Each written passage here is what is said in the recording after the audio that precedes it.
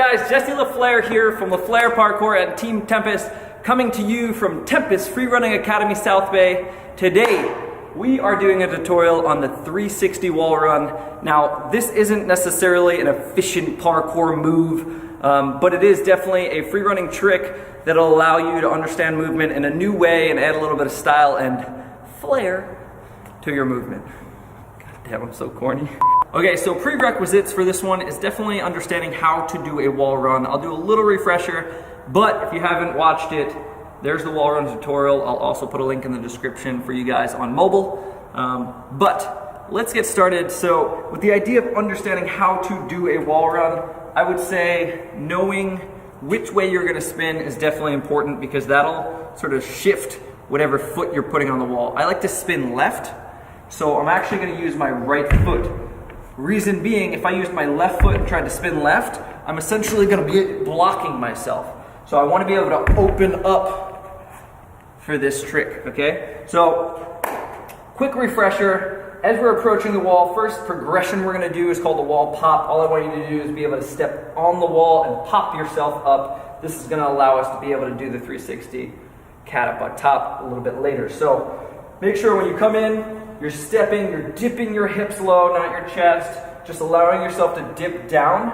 You want to be leaving about a leg distance apart, and about hip high is where your foot placement is going to be. Now, really important when you do this, we're using physics to get grip on a vertical surface.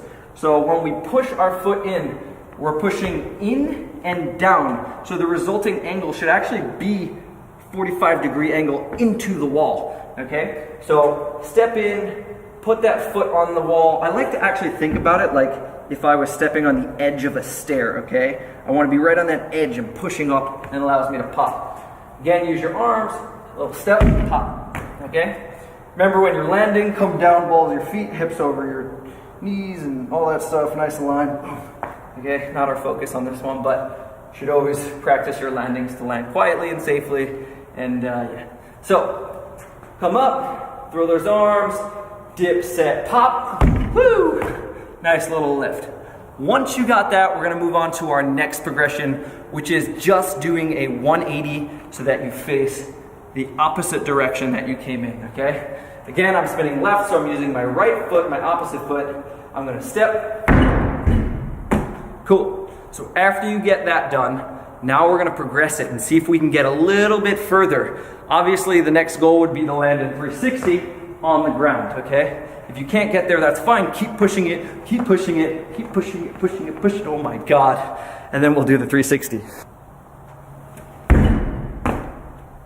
Now, if you're having trouble spinning and getting that good 360, when you approach, let your arms generate movement up, stepping, opening your hip. Now, this is the cool part, is that your foot can actually stay on the wall for a little bit.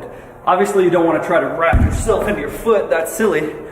But what's really happening is my arms go up, and then my left arm is actually coming back into myself, which is allowing myself to get that spin.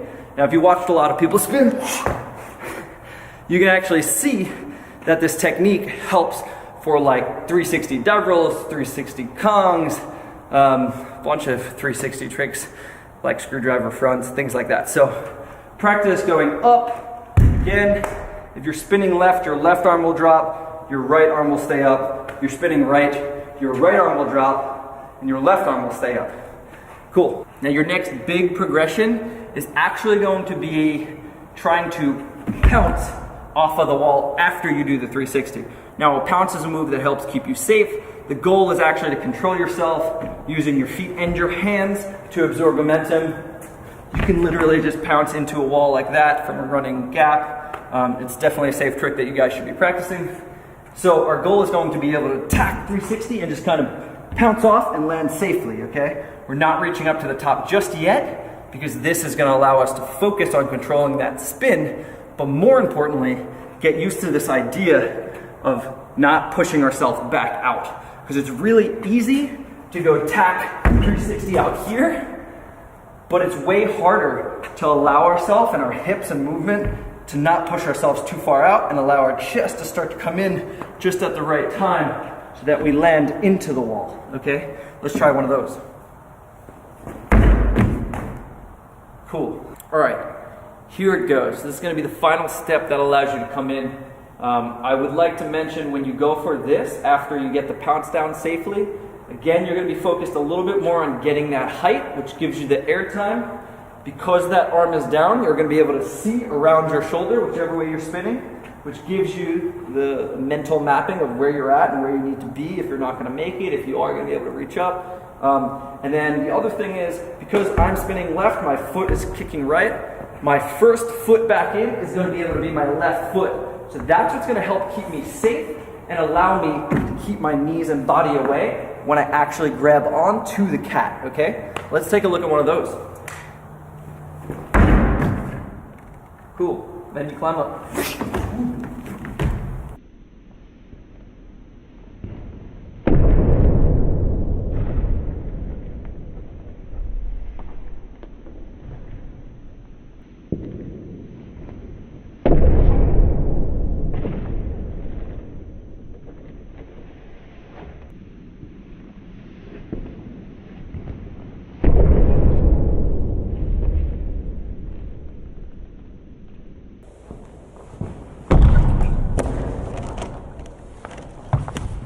That's it, guys. Thanks for watching. If you have any questions, hit me up in the comment section below. I'll try to get back to you. Also, if there's anything you would like to see next, let me know below.